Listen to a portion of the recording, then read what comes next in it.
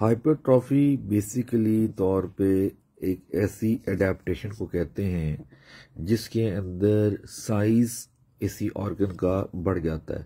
यानी अगर मैं एक मायोकार्डियल सेल को लूं और मायोकार्डियल सेल के अंदर उसका न्यूक्लियस है, अब अगर इस पे कोई स्ट्रेस पड़े तो उसके अंदर ऐसे स्ट्रक्चर प्रोटीन्स बढ़ना स्टार्ट हो जाएंगे या उनकी प्रोडक्शन स्टार्ट हो जाएगी कि उसका साइज उस इंडिविजुअल मायोकार्डियल सेल का साइज बढ़ जाएगा।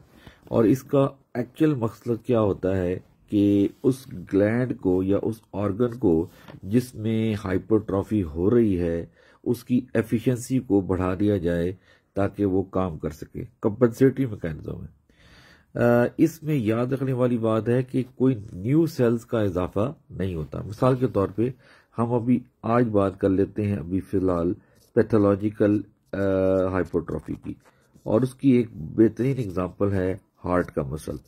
यानी हार्ट के मसल पे जब प्रेशर पड़ता है और हार्ट का जो इंडिविजुअल ये हार्ट है मिसाल के तौर पे, अगर इस पे प्रेशर पड़े, ओवर हीमोडायनामिक ओवरलोड हो, चाहे वो ब्लड फ्लो की ऑब्स्ट्रक्शन की वजह से, चाहे वो वॉल्स यहाँ वो काम नहीं कर रहे, बंद हो गए हैं और ब्लड यहाँ से निकल के नहीं जा रहा, तो इसकी वजह से हो सकता है प्रेशर पड़े, या उसकी जो वेसल्स हैं उनके अंदर ऑलरेडी प्रेशर बहुत ज़्यादा है जिसको हाइपरटेंशन कहते हैं।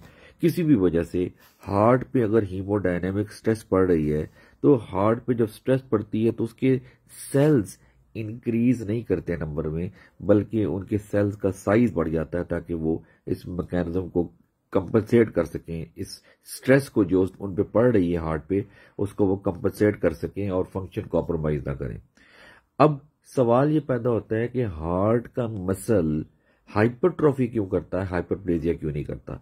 तो इसका आसान सा जवाब ये है कि सिर्फ ये डिपेंड करता है कि कौन से सेल्स पर जब स्ट्रेस पड़ी है तो उन्होंने रिस्पांस क्या दिया, और ये डिटरमन होता है एम्ब्रियोलॉजिकली। यानी वो ऑर्गन्स जो कि माइटोटिकली डिवाइड करने की सलाहियत रखते हैं वो हाइपरप्लेजिया करते हैं, लेकिन वो ऑर्गन्स जो एक बार डिवाइड हो जाएं तो दोबारा फिर फर्दर डिवाइड नहीं करते, वो उन पे जब स्ट्रेस पड़ती है तो वो हाइपरप्लेजिया यानी उनका नंबर नहीं बढ़ता, हाइपरट्रॉफी यानी उनका साइज बढ़ता है।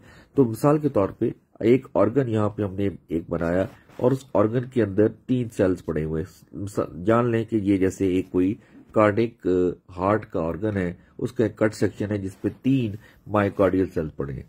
जब उन पे स्ट्रेस पड़ा तो हर इंडिविजुअल मायोकार्डियल सेल का साइज बढ़ गया, क्योंकि हार्ट आपको पता है मायोकार्डियम से, मायोकार्डियम में मसल फाइबर्स हैं, तो हर मसल फाइबर का साइज बढ़ गया। अगर आप गौर से देखें तो यहाँ पे भी हाइपोथेटिकली 3 ही मायोकार्डियल मसल फाइबर्स पड़े हैं और इस वाली डायग्राम के अंदर भी 3 ही मायोकार्डियल मसल फाइबर्स पड़े हैं। लेकिन फर्क क्या है कि ए वाले मायोकार्डियम का साइज नहीं बढ़ा जबकि बी वाले मायोकार्डियम का साइज बढ़ गया है, क्योंकि उसकी इंडिविजुअल जो मसल फाइबर्स हैं उनका मास बढ़ चुका है।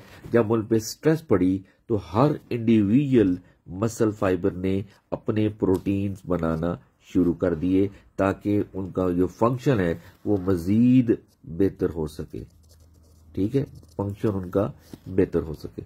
अब मिसाल के तौर पे ये एक मायोकार्डियल कार्डिक टिश्यू है और उसके अंदर एक इंडिविजुअल मायोकार्डियल सेल पड़ा हुआ है।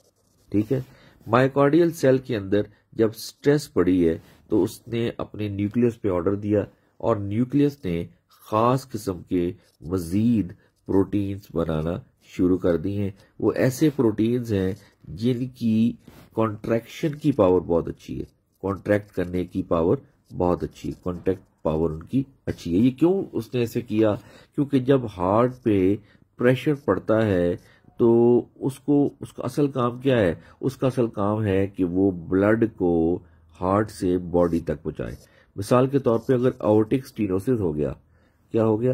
एओर्टिक स्टेनोसिस हो गया तो अब ब्लड यहां से नहीं जा पा रहा। अब ब्लड यहां से अगर नहीं जा पा रहा तो हार्ट पे प्रेशर पड़ रहा है, तो हार्ट का मसल क्या करेगा? कंपनसेटरी मैकेनिज्म के तहत अपने अंदर पावर गेन करेगा अपना इंडिविजुअल मसल फाइबर जो है वो मसल प्रोटीन बनाएगा, और ये जो मसल प्रोटीन्स हैं वो और स्ट्रांगली कांटेक्ट करने की पावर रखती हैं। इससे क्या होगा कि हार्ट कोशिश करेगा कि मैं अपने अपने चैम्बर से ब्लड को बाहर की तरफ फेंकूं।